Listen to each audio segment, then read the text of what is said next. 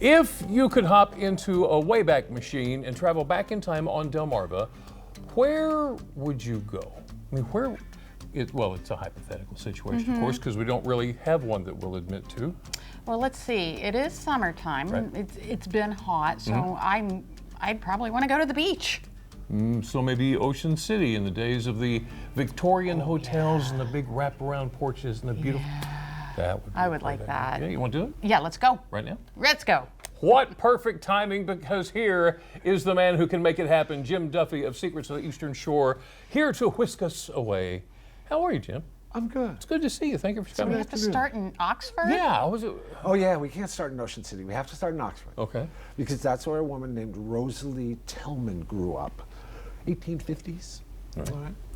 Very prominent family. You know, a lot of people will recognize the Tilghman name. Her great-grandfather was Colonel Tench Tilghman, George Washington's big aide. Okay. If you right. remember that. Her father was General Tench Tilghman. He did all kinds of things for Oxford. He started a military academy and did all kinds of things to try to get things moving in Oxford. He was, especially tried to bring the railroad in and all that. Yeah.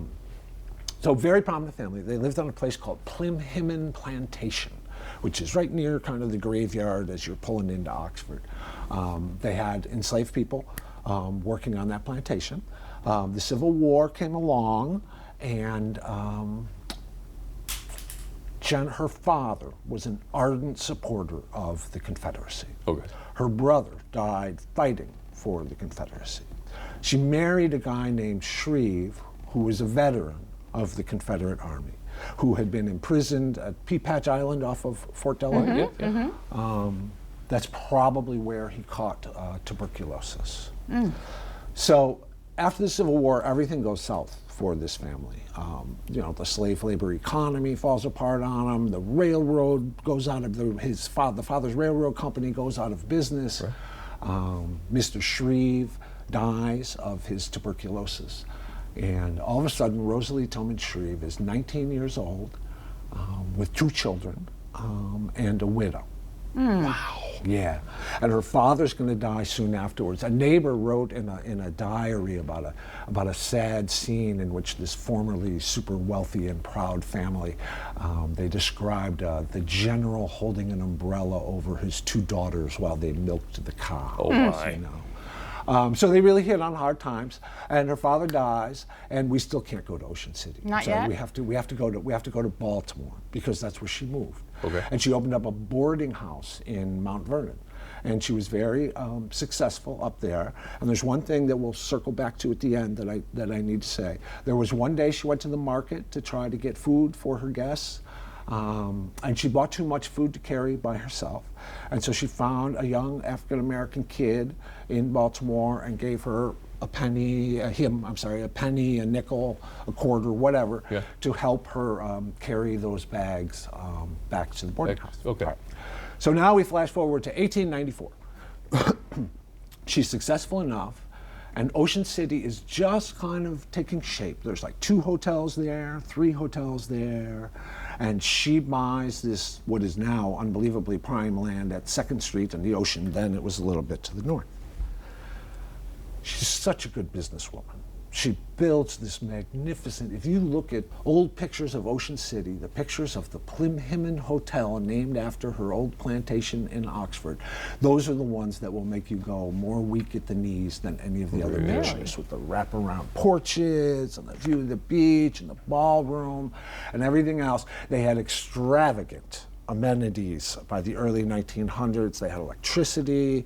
They had a shared bathroom on every floor for all the guests, which was a very big deal. Very big deal back then. She provided her own electricity with a steam engine, and she had extra leftover electricity that she sold to all her neighbors so they could have electricity. It was just an absolute huge success. And so she dies in like 1922, but she's really the start, one of 2 women who's the start of women running hotels in Ocean City. And you remember, like, I think it was a couple months ago or something, we talked about this petticoat regime. And by 1926, 30 out of 32 hotels were owned. Well, she kind of helped Get that ball rolling. Okay. So she dies in the 1920s, and the Plimhimmon rolls along decade after decade, and it finally burns to the ground in 1962, I think it was. And that's the Plim Plaza Hotel today, is where it used to stand, which looks nothing like the Plimhimmon, of course, but it does have a replica of the old dome from the Plimhimmon Hotel up on top of it. And you mentioned going back to Baltimore. We have to circle back. Circle back. So remember now, Rosalie Tilghman is the daughter of a big Confederate sympathizer. Right. Brother died fighting for the Confederacy. Widow of a Confederate veteran who was imprisoned and caught a terrible disease in a Union prison camp. I've never seen any details about how this unfolded, her friendship unfolded. But you remember the black kid in Baltimore? Yeah, right. Yeah. That kid's name was Robert Downs, and he ended up serving as the chief chef at the Plimhimmon Hotel for 40 years. Oh, wow. Yeah. That's neat. It's just, and again, I've never seen any details of how this friendship unfolded or anything, and I just like to think of it as kind of an example of the magic of the human heart and how things change. And wow. I like that. That's a good story, Jim. Thank you. Wow. Jim Duffy, Secrets of the Eastern Shore. Thank you so much. We'll see you next week. Sounds great. Good talk.